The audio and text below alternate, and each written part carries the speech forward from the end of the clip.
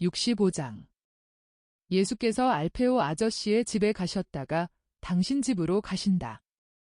예수께서는 갈릴레아의 아름다운 야산들 가운데에 제자들과 같이 계시다. 황혼이 오고 있지만 해가 아직 지평선 위에 높이 떠 있다. 해를 피하기 위하여 길손들은 나무들 아래로 해서 길을 간다. 그 나무는 대개가 올리브 나무들이다. 이 언덕만 올라가면 나자렛이다 하고 예수에서 말씀하신다. 이제는 내 말을 들어라. 나자렛에 도착하면 헤어지자. 유다와 야고보는 그들의 마음이 바라는 것을 따라 즉시 아버지께 간다. 베드로와 요한은 틀림없이 샘물 근처에 있을 거지들에게 잔돈을 나누어 주어라. 나와 다른 사람들은 집으로 가서 식사를 하고 그 다음에는 쉴 생각을 하겠다. 저희들은 착한 알페오의 집으로 가겠습니다. 지난번에 그렇게 하겠다고 약속했습니다. 그렇지만 저는 혼자 가서 인사하겠습니다. 제 침대는 아직 딱딱한 잠자리에 익숙해지지 않은 마테오에게 양보하겠습니다. 하고 필립보가 말한다. 아니야, 나이 먹은 자네는 안 돼. 나는 그걸 허락하지 않겠어. 나는 지금까지 편안한 침대에서 잤네. 하지만 거기서 얼마나 지옥 같은 잠을 찾는지 몰라. 정말이야. 지금은 마음이 얼마나 편안한지 조약돌 위에 누워도 깃털 넣은 요를 깔고 자는 것 같아. 오. 잠을 잘 자게 하고 못 자게 하는 건 양심이야. 하고 마테오가 대답한다. 제자 토마, 필립보, 바르톨로메오, 마테오 사이의 애덕의 경쟁이다. 이들은 내가 알기로는 지난번에 그 알페오의 집에 있었던 사람들이다. 여기서 가리키는 알페오는 야고보의 아버지는 분명히 아니다. 그것은 야고보가 안드레아와 말하면서 아버지가 더 편치 않으셔도 지난번처럼 집에 자네 자리가 있을 거야 하고 말하는 것으로 알 수 있다. 토마가 성공을 거둔다. 내가 그룹에서 제일 젊으니까 침대는 내가 양보하겠어. 마테오, 자네는 나 하는 대로 가만히 있어? 습관을 좀 들이는 것은 다음번에 하게? 이 때문에 내가 고통을 겪는다고 생각하나? 그렇지 않아. 나는 꿈을 꾸는 연인과 같아. 나는 딱딱한 침대에서 잘 것이다. 그러나 내 사랑은 아주 가까이에 있을 것이다. 토마는 38살쯤 된 사람으로 쾌활하게 웃는다. 그래서 마테오가 지고 만다. 이제는 몇 미터 앞에 나자렛의 첫째 집들이 나타났다. 예수님, 우린 갑니다 하고 유다가 말한다. 가거라, 가. 두 형제는 거의 뛰엄박질을 하다시피 떠난다. 어이구. 아버지는 역시 아버지로군요 하고 베드로가 중얼거린다. 아버지는 성이 나 있어도 우리 핏줄이지요. 그리고 핏줄은 밧줄보다도 더 세게 우리를 잡아당깁니다. 게다가 선생님의 사촌들은 제 마음에 듭니다. 대단히 착한 사람들입니다. 그렇다. 그들은 대단히 착한 사람들이다. 그리고 그들은 자기들이 어느 정도에 이르렀는지를 헤아려 보지 않을 만큼 겸손하다. 그들의 정신은 자기 말에게서보다는 다른 모든 사람에게서 선을 발견하기 때문에 자기들은 항상 잘못하고 있는 줄로 믿고 있다. 그들은 많이 전진할 것이다. 이제 그들은 나자렛에 들어왔다. 여자들이 예수를 보고 인사를 하고 남자들도 인사를 하고 어린이들도 그렇게 한다. 그러나 이곳에서는 다른 곳에서처럼 메시아에 대한 환호가 아니다. 여기서는 어디 갔다가 돌아오는 친구에게 혹은 더 반갑게 혹은 덜 반갑게 인사하는 친구들이다. 나는 또 많은 사람이 예수와 같이 있는 혼합된 집단을 살펴보면서 조소적인 호기심을 나타내는 것을 알아볼 수 있다.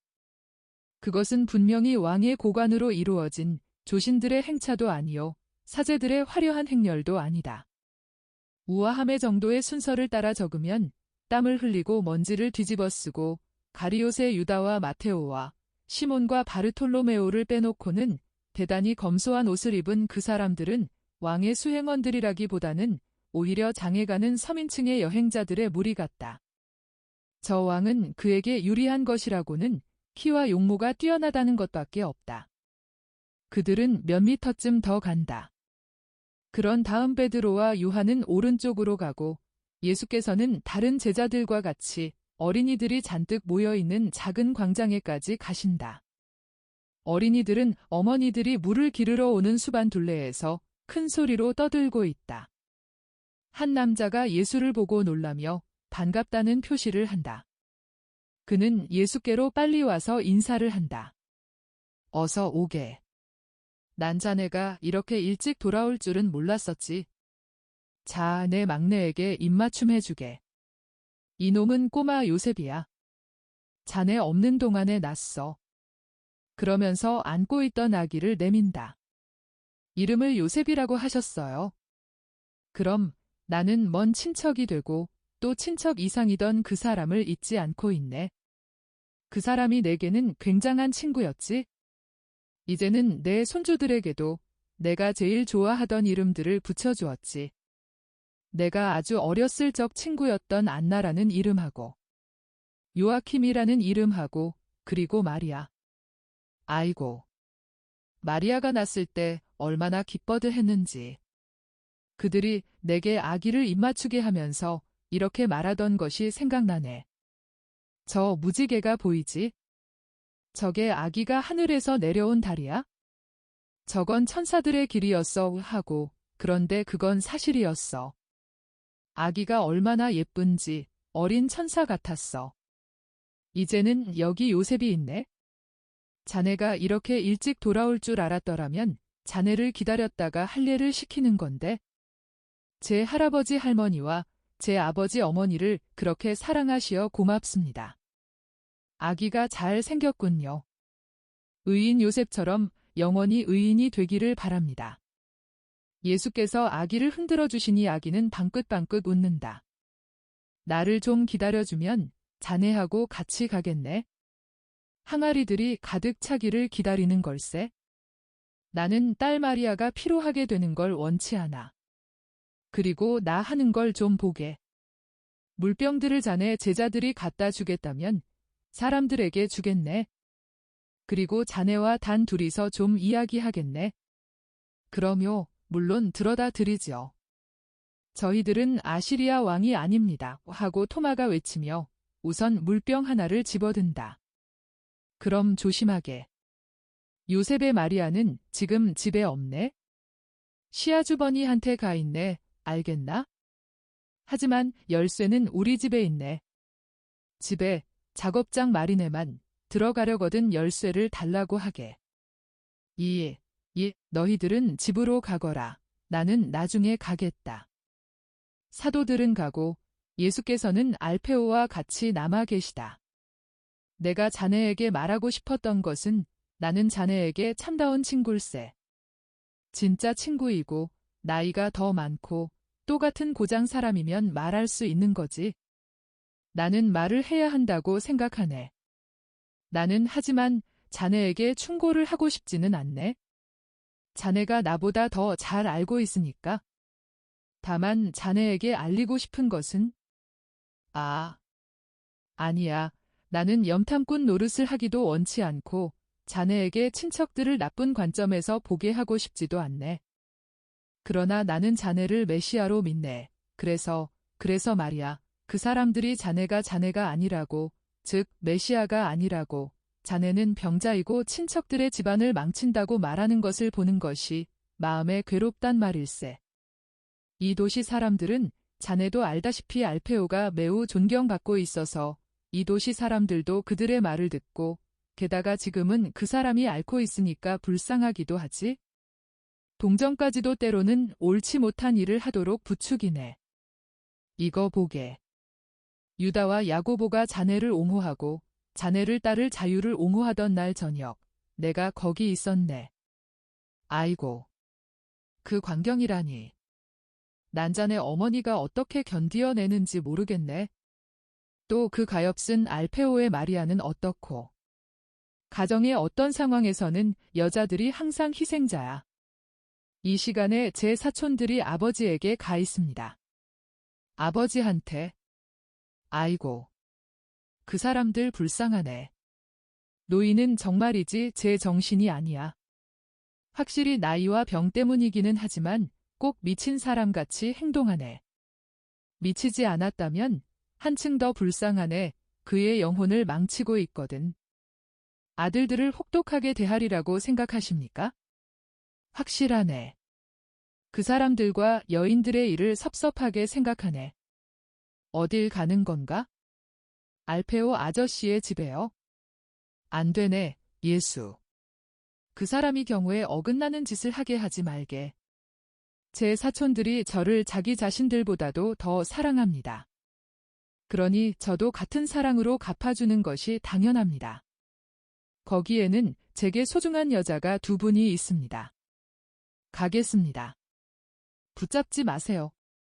그러면서 예수께서는 알페오의 집 쪽으로 걸음을 재촉하신다.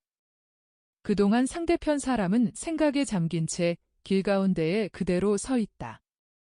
예수께서는 빨리 걸으신다. 나는 예수께서 알페오의 집 정원 경계에 이르신 것을 본다. 여인의 울음소리와 남자의 지나친 고함소리가 예수를 맞이한다. 예수께서는 온통 초록 빛깔인 정원을 지나 집까지의 마지막 몇 미터를 한층 더 빨리 지나가신다. 예수께서 집의 문지방에 이르시려고 하는 순간에 어머니께서 문 쪽으로 향해 나오시다가 아들을 보신다. 어머니. 예수야. 두 마디 사랑의 외침이다. 예수께서 들어가려고 하신다. 그러나 마리아가 얘야, 안 된다 하고 말씀하신다. 그러면서 팔을 벌리고 문지방에 서서 문설주에 두 손을 꼭 대고 계신다. 살과 사랑으로 된 방벽이다. 그러면서 되풀이 하신다. 안 된다. 얘야, 그러지 말아라. 어머니, 가만두세요. 아무 일 없을 것입니다. 예수께서는 비록 마리아의 두드러지게 창백해진 얼굴로 마음이 흔들릴 것이 분명하지만 아주 침착하시다. 어머니의 가냘픈 손목을 잡아 문설주에서 떼시고 지나가신다. 부엌에는 가나에서 가져온 달걀과 포도송이와 꿀단지가 끈적끈적한 개밥같이 되어서 바닥에 널려 있다. 다른 방에서는 늙은이의 도전적인 목소리가 들려오는데 그 노인은 몹시 옳지 않고 무능하고 보기에 딱하고 당하기에는 고통스러운 저 노인다운 분노로 위협하고 비난하고 한탄한다. 자, 내 집은 이제 망하고 온 나자렛 사람의 웃음거리가 되었고 나는 여기 혼자서 도움도 받지 못하고 마음과 존경과 내 필요한 일에 상처를 입고 있단 말이다. 알페오야, 참된 충실한 사람으로 행동한 뒤에 내게 남은 것이라곤 이것만이란 말이다.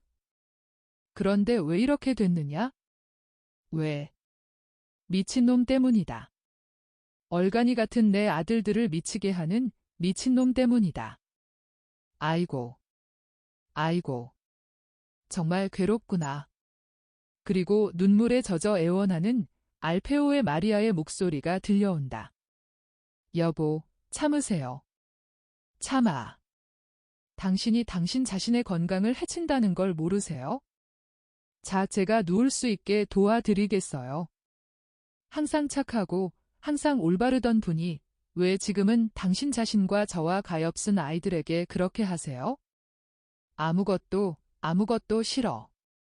날 건드리지 마라. 싫어. 아들들이 착하다고? 아. 그럼 착하고 말고. 배은망덕하는 두 놈. 그놈들은 내게 독주를 먹인 다음 꿀을 가져왔어. 내 마음을 파먹고 나서 달걀과 과일을 가져왔단 말이야. 저리 가란 말이야? 저리 가. 당신은 필요 없어. 마리아를 원해. 마리아는 요령이 있단 말이야. 아들을 순종시킬 줄 모르는 무기력한 그 여자가 지금 어디 있는 거야? 방에서 쫓겨난 알페오의 마리아는 예수께서 알페오의 방에 들어가려고 하시는 순간에 부엌으로 들어온다.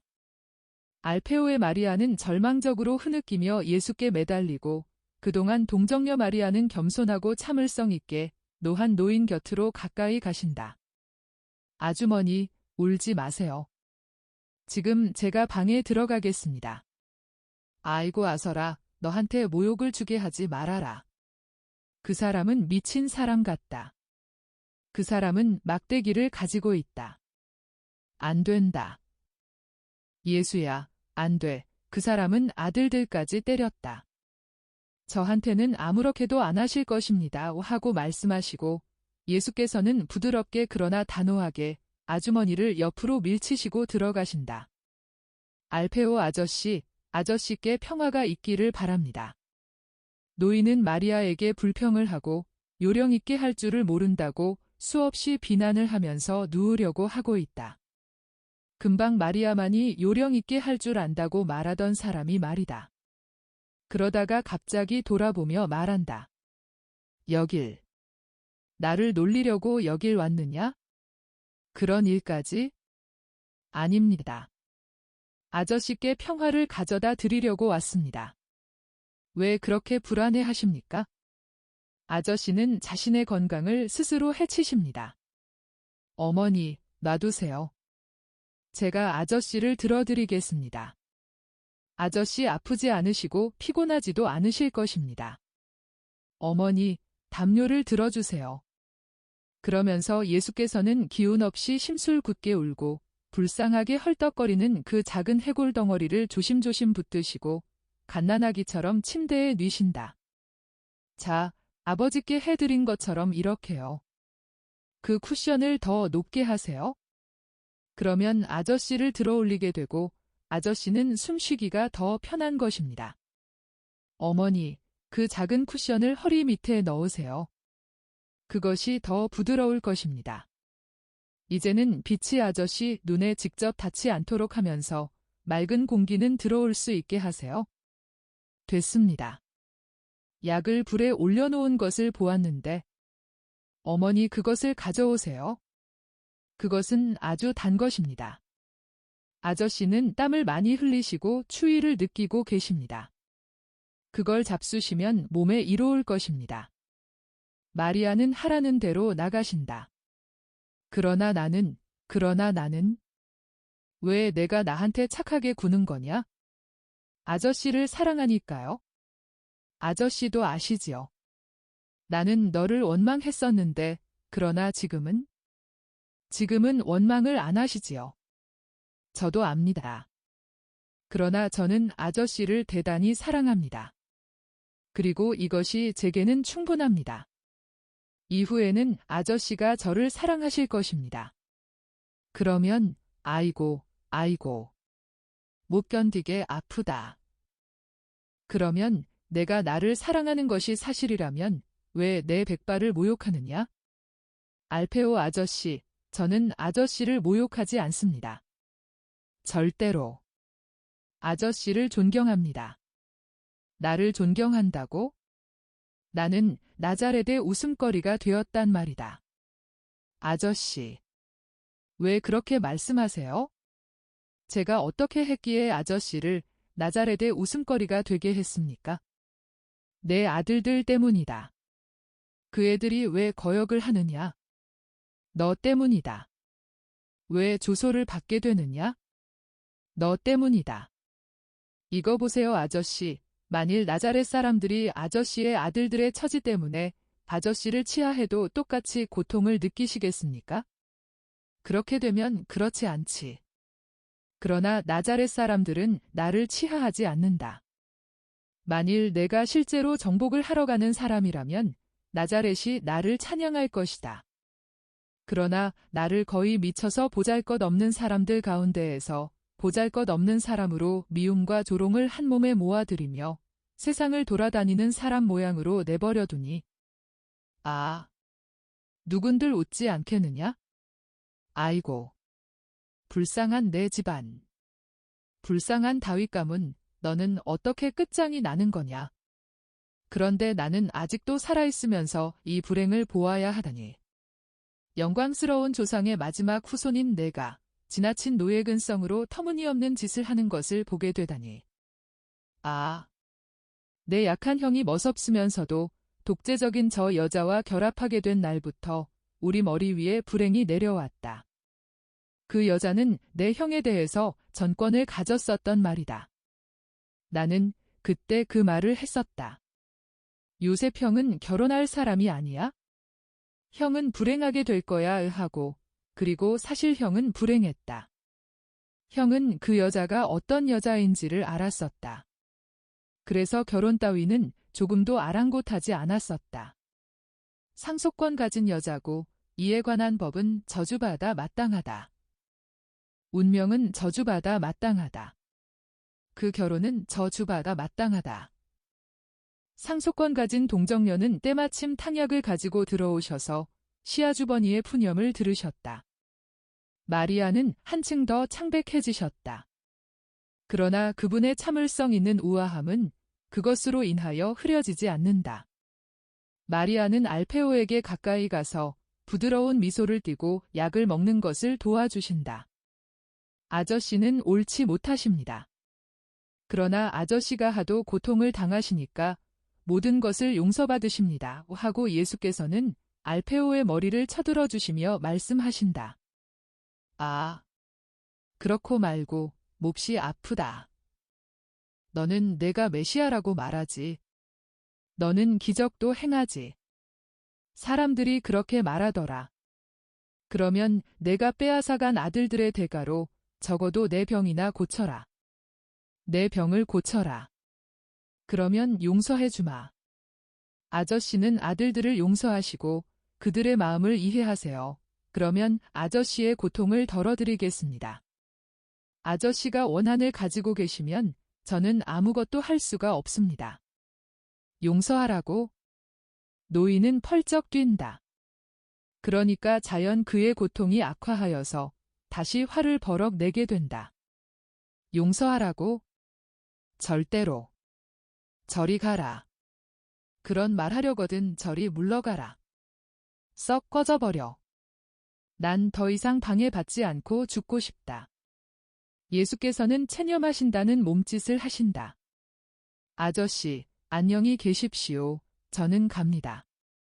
제가 정말 가야 합니까? 아저씨, 제가 정말 가야 합니까? 내가 만일 나를 만족시켜주지 않겠으면 그래 가라. 그리고 저 배반자 두 놈에게 늙은 아비가 원한을 품고 죽는다고 말해라. 안 됩니다.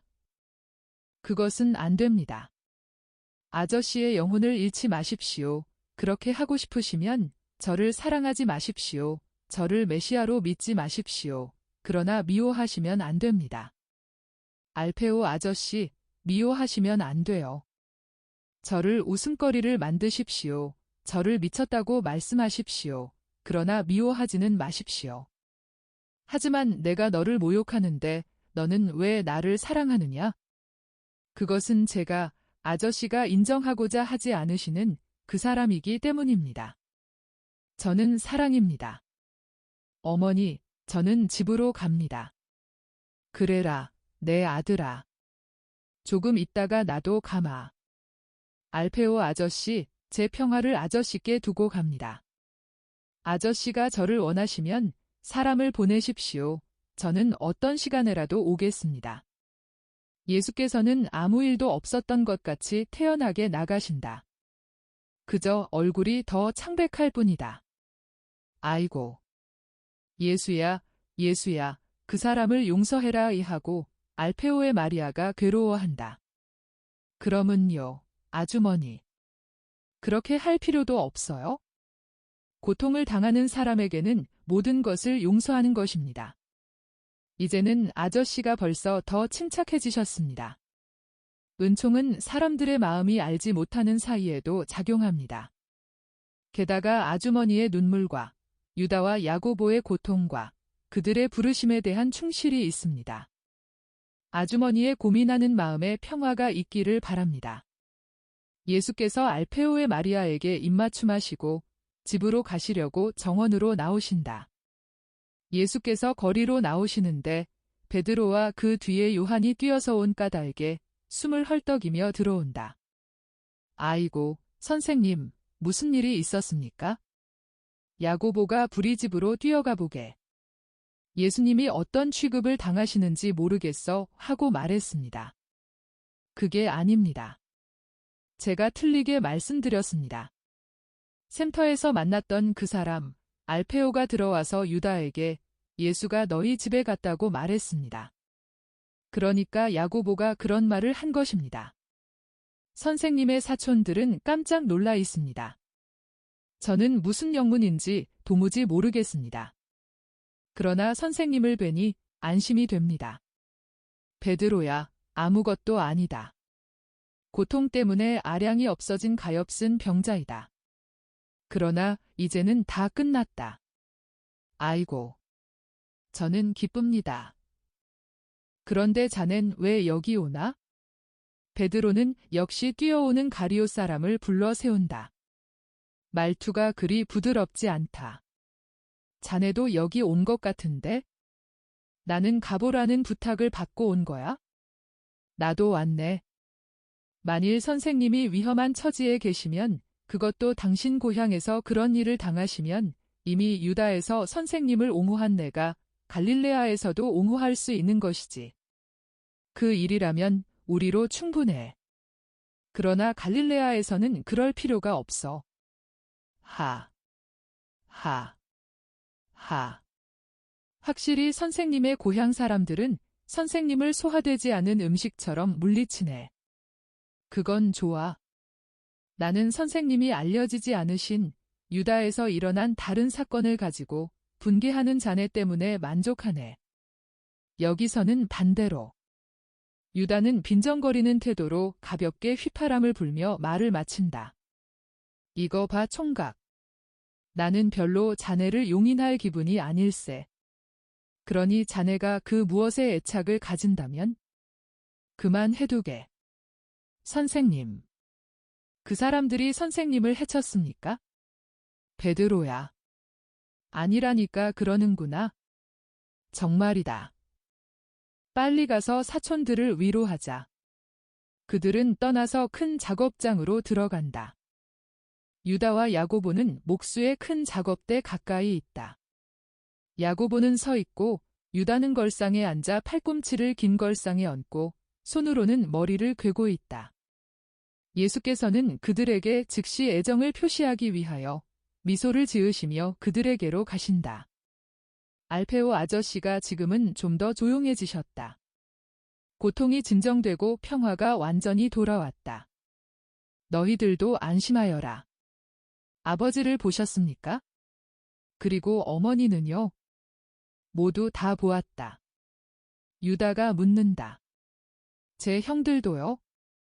아니, 형들은 거기 없었다. 형들도 집에 있었는데 선생님 앞에 나타나기가 싫었던 것입니다. 그러나 저희들에게는 아이고. 저희가 죄를 범했다 하더라도 형들이 저희들을 그렇게 다루지는 않았을 것입니다. 게다가 저희들이 아버지를 다시 보고 아버지가 그렇게 좋아하시는 물건들을 갖다 드린다는 기쁨으로 가나에서 날다시피 해서 왔었는데 저희들은 아버지를 사랑하는데 아버지는 우리를 이해하지 못하십니다.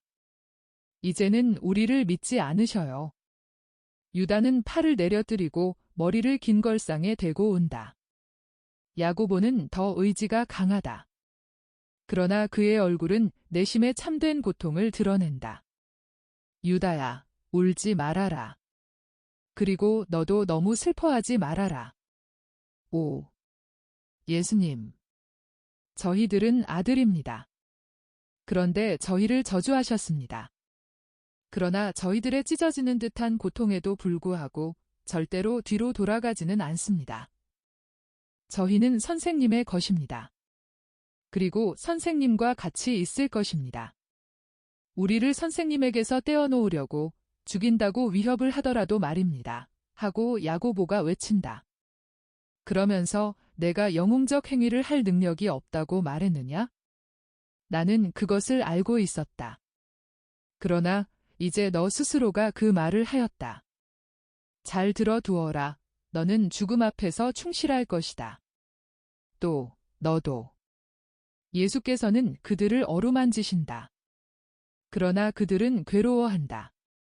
유다의 울음소리가 돌로 된 둥근 천장 밑에 울려 퍼진다. 그리고 이 기회에 나는 제자들의 마음을 더 잘 알 수가 있었다. 베드로는 슬퍼하는 정직한 얼굴을 하고 외친다. 그렇고 말고. 괴로운 일이지.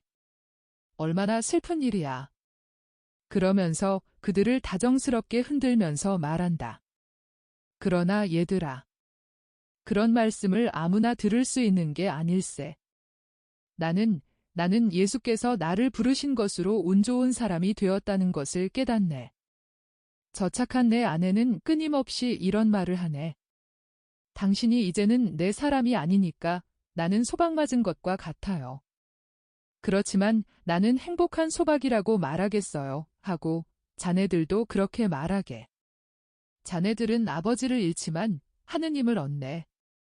목자 요셉은 고아인 처지에서 아버지가 마음고통의 기회가 될 수 있다는 것을 모르기 때문에 놀라서 이렇게 말한다.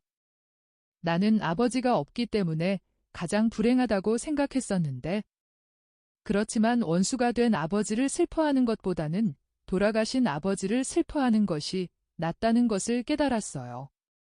요한은 그저 동료들에게 입맞춤하고 어루만지기만 한다. 안드레아는 말없이 한숨만 쉰다. 그는 말을 할 마음은 간절하지만 수줍어서 목이 막히고 만다. 토마, 필립보, 마테오, 나타나엘은 참된 고통을 보고 느끼는 경의를 가지고 한 구석에서 조용히 말들을 하고 있다. 제베데오의 아들 야고보는 하느님께서 당신의 평화를 주시기를 작은 목소리로 기도한다. 열성당원 시몬, 5. 그의 태도는 정말 내 마음에 든다. 그는 그가 있던 구석을 떠나 마음의 고통을 당하고 있는 두 제자 곁으로 와서 한 손은 유다의 머리에 얹고 한 팔로는 야고보의 허리를 껴안으시면서 말한다. 아들아, 울지 말아라. 선생님은 너와 나에게 이렇게 말씀하셨다. 나는 너희를 결합시킨다. 나를 위하여 아버지를 잃는 너와 아들을 가지지 못하였으면서 아버지 마음을 가지고 있는 너를 위하고, 그런데 우리는 그것이 얼마나 예언적인 말씀인지를 깨닫지 못했었다. 그러나 선생님은 알고 계셨다. 자, 그러니 제발. 나는 나이 먹었고 아버지라고 부르는 소리를 듣기를 항상 열망했다. 나를 아버지로 받아들여라. 그러면 나는 아버지로서 너희들에게 아침 저녁으로 축복하겠다. 제발 나를 아버지로 받아들여라. 두 사람은 더 크게 흐느끼며 동의한다. 마리아가 들어오셔서 슬퍼하는 두 사람에게로 달려가신다. 마리아는 유다의 새까만 머리와 야고보의 뺨을 쓰다듬어 주신다. 마리아는 백합꽃과 같이 희시 다 유다는 마리아의 손을 잡아 입맞춤하고 아버지는 뭘 하고 계셔요? 하고 묻는다. 아들아, 주무신다. 어머니가 너희들에게 입맞춤을 보낸다고 말씀하시면서 두 사람에게 입맞춤하신다. 베드로의 쉰 목소리가 폭발한다. 자, 이리 좀 오게. 할 말이 있네 하고 말하면서 베드로가 그의 억센 손으로 가리옷 사람의 팔을 붙잡고 바깥거리로 데리고 나가는 것이 보인다. 그리고는 혼자서 돌아온다. 그 사람을 어디로 보냈느냐?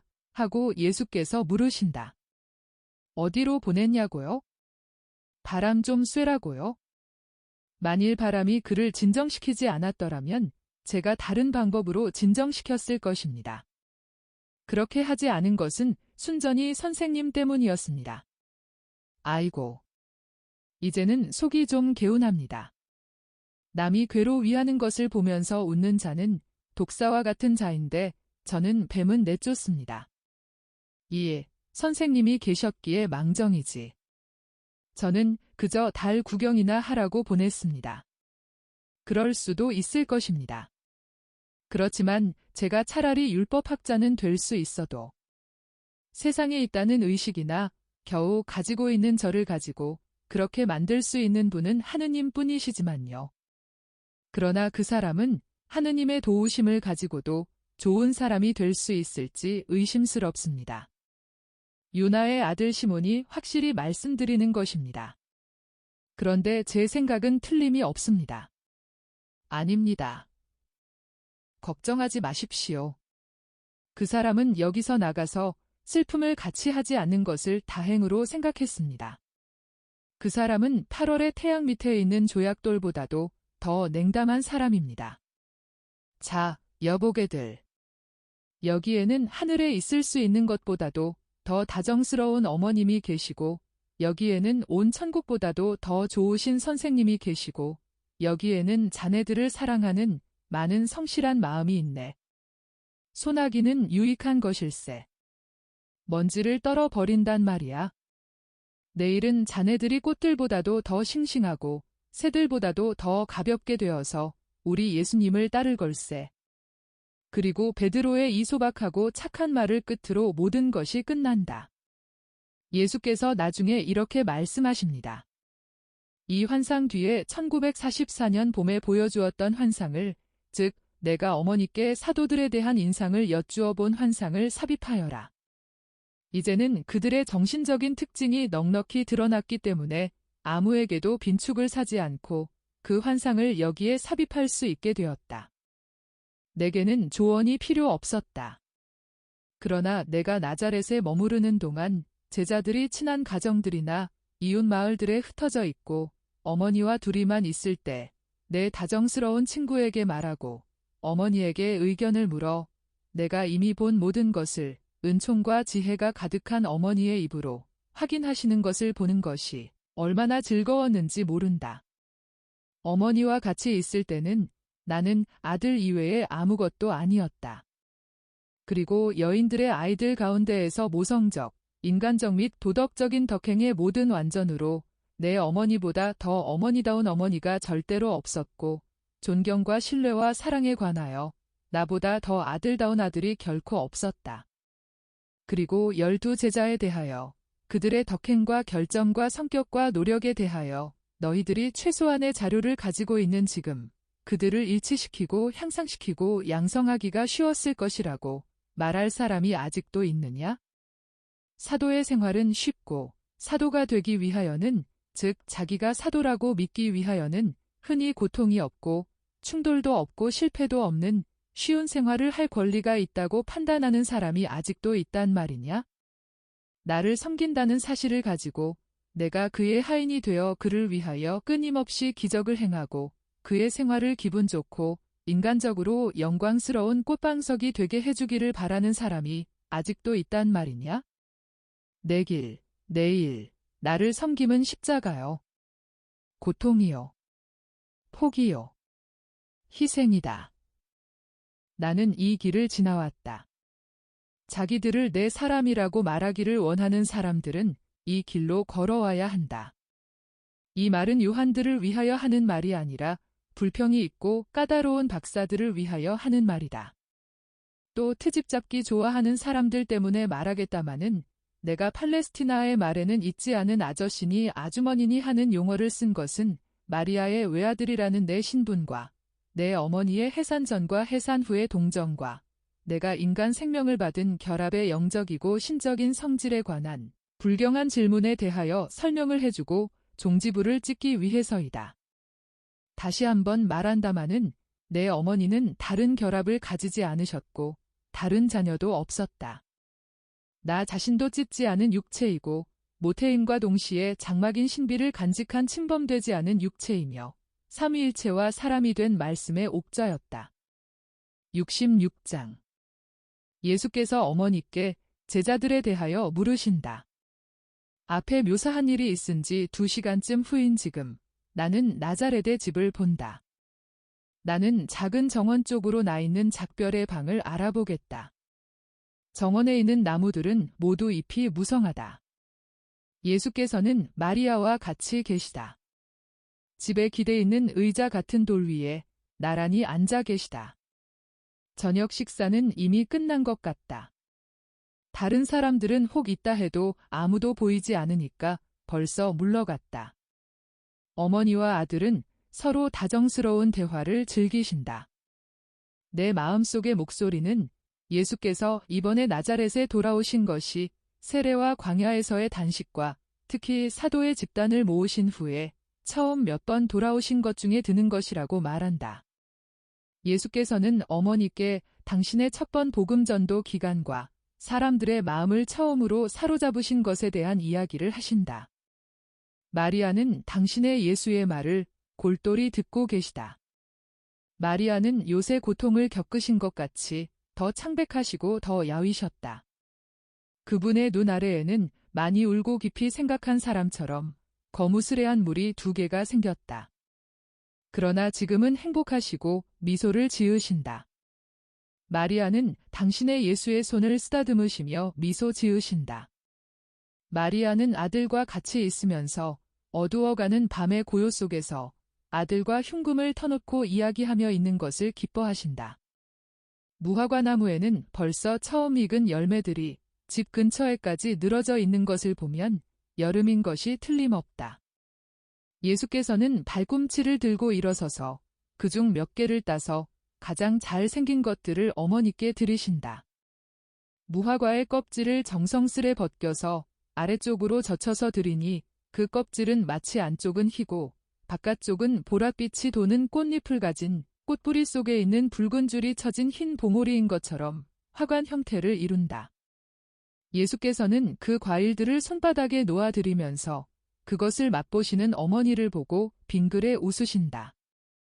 그러다가 갑자기 물으신다. 어머니, 제자들을 보셨지요?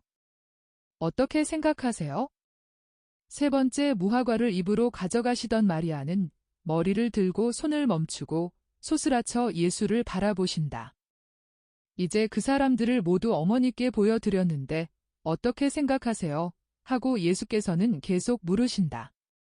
그 사람들이 너를 사랑하고 내가 그 사람들에게서 많은 것을 얻을 수 있으리라고 생각한다.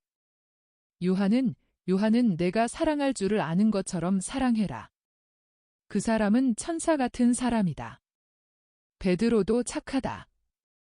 나이를 더 먹었기 때문에 더 거칠지만 솔직하고 확신이 있는 사람이다. 그 동생도 마찬가지이고 지금 그 사람들은 그들이 할 수 있는 대로 너를 사랑한다. 이 다음에는 너를 더 사랑할 것이다. 사촌들도 확신을 가지고 있는 지금 내게 충실할 것이다. 그러나 가리옷의 사람은? 이해야, 그 사람은 내 마음에 들지 않는다. 그 사람의 눈이 막지 않고 그의 마음은 한층 더 막지 않다. 나는 그 사람이 무섭다. 어머니께 대해서는 아주 공손한데요. 너무 공손하. 내게 대해서도 대단히 공손하다. 그러나 그에게는 내가 선생이 아니라 미래의 왕이다. 그가 특권과 돋보이게 하는 광채를 얻어내기를 바라는 미래의 왕이란 말이다. 그 사람은 가리옷에서 다른 사람들보다 조금 나은 사람일 뿐 아무것도 아니었다. 그래서 그 사람은 내 곁에서 중요한 역할을 맡기를 바라는 것이다. 그리고 예수야. 나는 사랑을 어기기를 원치는 않는다마는 이런 생각을 하고 싶지 않는데도 생각하게 된다. 즉, 내가 그 사람의 기대를 저버리게 되는 경우에는 서슴지 않고 내 자리를 빼앗거나 빼앗으려고 할 것이다. 그 사람은 야심이 있고 탐욕이 있고 타락했다. 이해야, 그 사람은 내 사도가 되기보다는 오히려 이 세상의 어떤 왕의 궁인이 되기에 알맞은 사람이다. 나는 그 사람이 무섭다. 그러면서 어머니는 그 창백한 얼굴에 겁에 질린 2 눈으로 당신의 아들 예수를 바라보신다. 예수께서는 한숨을 쉬시고 곰곰이 생각하시다가 어머니를 바라보시며 다시 용기를 북돋아 드리려고 미소를 보내신다. 어머니, 그 사람도 우리에게 필요합니다. 그 사람이 아니면 다른 사람일 것입니다. 제 집단은 세상을 대표해야 하는데 세상에는 모든 사람이 천사 같지 않고 모든 사람이 베드로와 안드레아의 기질을 가지지는 않았습니다. 만일 제가 모든 완전한 사람을 선택했더라면 병든 가엾은 영혼들이 어떻게 감히 제 제자가 되겠습니까? 어머니, 저는 타락한 것을 구제하러 왔습니다. 요한은 제 스스로 구원을 받았습니다. 그러나 그렇지 못한 사람이 얼마나 많습니까? 나는 레위는 무섭지 않다. 그 사람은 구속되기를 바랐기 때문에 구속되었다. 그 사람은 그의 세금 징수대와 동시에 그의 죄를 떠나서 너를 따라오려고 영혼을 새롭게 했다. 그렇지만 가리옷의 유다는 그렇지 않다. 오히려 그의 야비한 낡은 영혼은 점점 더 교만에 사로잡힌다. 그러나 얘야, 너는 이 일들을 다 알고 있으면서 왜 내게 묻느냐? 나는 너를 위해 기도하고 우는 일밖에는 할 수가 없다. 너는 선생이다. 내 가엾은 어미에게도 선생이다. 환상은 여기서 끝난다. 67장. 사도들의 인간성. 그것은 얼마나 둔했었느냐? 예수께서 말씀하신다. 작은 요한, 마리아 발도르따야, 오늘 할 일이 많다. 그러나 하루가 늦었기 때문에 천천히 걸어갈 수가 없다. 나는 오늘 이 일을 위하여 내게 힘을 주었다. 환상 4번을 보여준 것은 순환을 준비하는 마리아의 고통과 내 고통에 대하여 내가 말할 수 있게 하려고 보여준 것이다. 나는 이 이야기를 내 어머니에게 바쳐진 날인 어제 토요일에 했어야 했지만 너를 불쌍히 여겨서 안 하였다. 오늘은 허비한 시간을 만회하기로 한다. 내가 내게 알려준 고통 후에 마리아는 이런 고통도 당하셨다. 마리아와 함께 나도 당하였고 내 눈은 가리옷의 유다의 마음속을 환히 보고 있었다. 아무도 하느님의 지혜가 그 마음을 깨달을 수 없었다고 생각해서는 안 된다. 그러나 내가 어머니에게 말씀드린 것과 같이 우리에게는 그 사람이 필요하였다. 그가 배반자가 된 것은 그에게 정말 불행한 일이다. 그러나 되풀이해서 말한다마는 그 사람은 우리에게 필요한 배반자였다. 그는 엉큼하고 교활하고 탐욕스럽고 음란하고 도둑질을 하는 사람이었다. 그러나 한편으로는 영리하고 다른 제자들보다 학식이 더 있어서 모든 제자에게 자기를 인정하게 할 줄을 알았다. 대담하여 어려운 일도 잘 해결하였다. 무엇보다도 그의 마음에 드는 것은 두각을 나타내는 것이었고 내 곁에서 그가 신임을 얻는 자리를 강조하는 것이었다.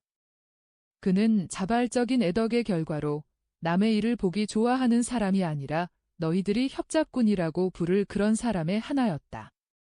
이로 인하여 그는 돈주머니를 맡아 가질 수가 있었고 여자들을 가까이 할 수가 있었다.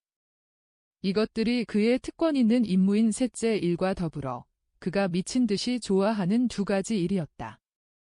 깨끗하고 겸손하고 세상 재물에서 초탈하신 내 어머니는 이 교활한 사람에 대하여 혐오감을 느끼지 않으실 수가 없었다. 나까지도 소름 끼치게 하였다. 그런데 아버지와 성령과 나만이 내가 그를 가까이에 두는 것을 참아 견딜 수 있기 위하여 얼마나 큰 짐을 져야 하였는지를 안다. 그러나 이것은 나중에 설명해 주겠다. 마찬가지로 나는 사제들과 바리사이파 사람들과 율법학자들과 사두가이파 사람들의 저기도 모르지 않았다. 그들은 나를 산산조각을 내기 위하여 그들의 굴로 몰아넣으려고 애쓰는 교활한 여우 같은 사람들이었다. 그들은 내 피에 굶주려서 사방에 함정을 파놓고 나를 잡으려고 애썼고 나를 고발하기 위한 공격 수단을 얻고 나를 없애버리려고 애썼다. 3년 동안 그들은 끊임없이 나를 계략에 빠뜨리려고 하였고 내가 죽었다는 것을 알았을 적에야 비로소 그들의 마음이 가라앉았다. 그들을 비난하던 목소리가 영원히 사라졌던 것이다. 그들은 그렇게 믿었었다. 그러나 그 목소리는 아직 사라지지 않았었다. 그 목소리는 결코 사라지지 않을 것이고 지금도 꽝꽝 울린다. 지금도 팡팡 울리고 그들과 같은 사람들을 저주한다. 그들의 탓으로 내 어머니가 어떤 고통을 당하셨느냐? 그리고 나도 그 고통을 잊지 못한다. 군중이 변하기 쉽다는 것은 새삼스러운 일이 아니었다. 군중은 길들이는 사람의 손에 채찍이 들려 있거나 배고픔을 달래주는 고기 덩어리를 줄 때에는 그 손을 핥는 맹수와 같다.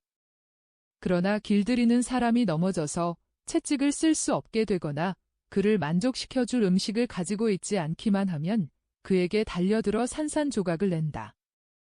처음에 열광하는 순간이 지난 후에도 진리를 말하고 선량하기만 하면 군중의 미움을 사게 된다. 착함은 채찍을 없애고 착하지 않은 사람들로 하여금 두려워하지 않게 만든다. 그래서 호산나라고 말하고 나서 십자가에 못 박으시오 하고 외친 것이다. 스승으로서의 내 생애에는 이 두 가지 외침이 가득 찼었는데 마지막으로 외쳐진 것은 십자가에 못 박으시오 하는 것이었다. 호산나는 가수가 높은 음에 올라가기 위한 숨을 얻으려고 하는 호흡이다. 마리아는 성금요일 저녁에 그의 아들에 대한 죽음을 요구하는 외침이 된 거짓 호산나 소리를 당신 안에서 다시 들으셨고 그로 인하여 심장이 꿰뚫리는 듯한 고통을 겪으셨다. 이것도 나는 잊지 못한다. 사도들의 인간성. 그것은 얼마나 둔한 것이었느냐. 나는 하늘로 향하여 올리려고 덩어리들을 팔에 얹고 있었는데 그 무게가 팔을 땅 쪽으로 끌어내렸다. 가리옷의 유다처럼 자기들을 이 세상 왕의 신하로 보지 않던 제자들도 유다와 같이 기회만 있으면 옥좌에 나 대신 올라가려고 생각하지 않던 제자들도 언제나 불안스럽게 영광을 추구하고 있었다. 내 요한과 그의 형이 천상의 일에 있어서까지도 신기루와 같이 사람들의 마음을 사로잡는 그 영광을 바란 때도 있었다. 내가 너희들에게 가지지 말라고 하는 것은 하늘에 대한 거룩한 갈망이 아니라 너희들의 성덕이 알려지기를 바라는 인간적인 욕망이다. 또 이것뿐 아니라 너희들을 온전히 드리라고 내가 말한 그분에게 사랑을 조금 드린 것 때문에 하늘나라에서 그분의 오른쪽에 앉기를 바랄 만큼 환전상이나 고리대금업자와 같은 탐욕도 가지지 말라는 것이다. 안 된다. 내 아들들아, 안 된다. 우선 내가 마신 잔을 끝까지 다 마셔야 한다. 다 마시라고 말한 것은 미움 대신에 준 사랑으로, 관능의 충동에 반대하는 정결로, 시련 중의 용맹으로 하느님과 형제들에 대한 사랑으로 마시라는 뜻이다. 그리고 자기의 의무를 다하고 나서도 역시 저희들은 무익한 종들입니다 하고 말하고 너희들의 아버지이기도 하신 내 아버지께서 당신 인자로 당신의 나라에 자리를 주시기를 기다려야 한다. 내가 총독 관저에서 인간적인 것을 모두 벗어버린 것을 내가 본 것과 같이 모든 것을 벗어버리고 다만 생명이라는 하느님의 선물에 대한 존중과 우리가 이 세상에서보다 하늘에서 더 이익을 줄 수 있는 형제들에 대한 존중이라는 필요불가결한 것만 남겨두고 어린 양의 피로써 희귀한 불멸의 옷을 너희에게 입히는 일은 하느님께 맡겨드려야 한다.